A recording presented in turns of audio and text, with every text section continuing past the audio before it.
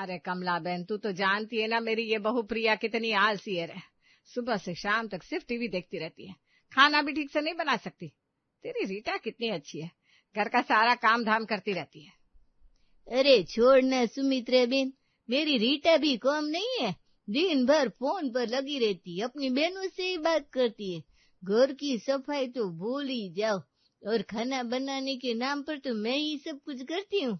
तेरी प्रिया कम से कम चुपचाप तो रहती है। मेरी रीटा तो दिन भर बक करती रहती है।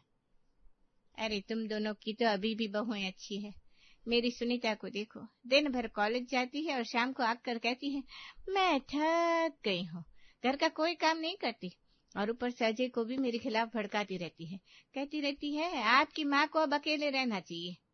अरे हाय राम, ये क्या कह रही है तेरी बहू? बुढ़ापे में माँ को अकेला छोड़ देना चाहिए? कितनी निर्दयी है रे। मेरी प्रिया कम से कम मुझसे इज्जत से तो बात करती है। अरे सुमित्रा, तू कहाँ समझेगी, तेरी प्रिया तो सोना है सोना। अगर मेरी जगह तेरे पास होती ना तो तू जिंदगी भर उसकी सेवा करती रहती,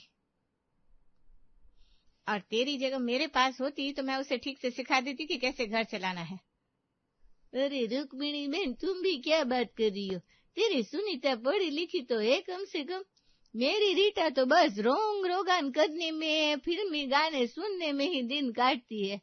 अगर तेरी सुनीता मेरे पास होती तो कम से कम घर में कुछ अच्छी बातचीत तो होती।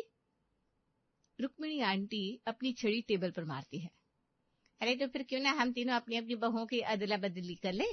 तुझे मेरी सुनीता चाहिए सुमित्रा तो ले ले, कमला को मेरी जगह प्रिया चाहिए तो वे भी ले ले, और मैं रीटा को अपने पास रख लूंगी। अरे वाह, ये तो बहुत बढ़िया आइडिया है रुक्मिणी। मुझे तो तेरी सुनीता हमेशा से पसंद है, कम से कम पढ़ी लिखी है, समझदार भी लगती है। अरे हाँ भाई, मुझे भी प्रिया बहुत अच्छी लगती है। शांत स्वभाव की, झगड़ा फसाद नहीं करती। मेरी रीटा तो दिन भर नुक्ताचीनी करती रहती है।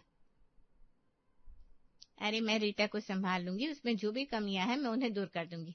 मेरे पास अनुभव है तुम लोगों से ज्यादा। तीनों औरतें इस आइडिया पर खुश हो गई और अगले दिन से ही अपनी तैयारी में लग गई। अगले दिन सुमित्रा देवी ने प्रिया को बुलाया। सुन प्रिया, तेरे लिए एक अच्छी खबर है। तू रुक्मिणी आंटी के घर जाकर रहेगी, वहां तेरा ज्यादा मान सम्मान होगा। लेकिन माँ जी क्यों? माँ ने कुछ गलत किया है क्या? और रमेश जी क्या कहते हैं इस बारे में? माँ ये क्या बात कर रही हो? प्रिया कहीं नहीं जाएगी, ये मेरी पत्नी है। अरे बेटा तू चुप रह, मैंने सोच समझ कर ये फैसला लिया है। प्रिया को रुक्मिणी आंटी के घर जाकर रहना होगा और सुनीता यहाँ आएगी। माँ जी मैं कुछ समझ नहीं पा रही हूँ, आप ऐसा क्यों कर रही है? क्या मैंने आपकी सेवा में कोई कमी छोड़ी?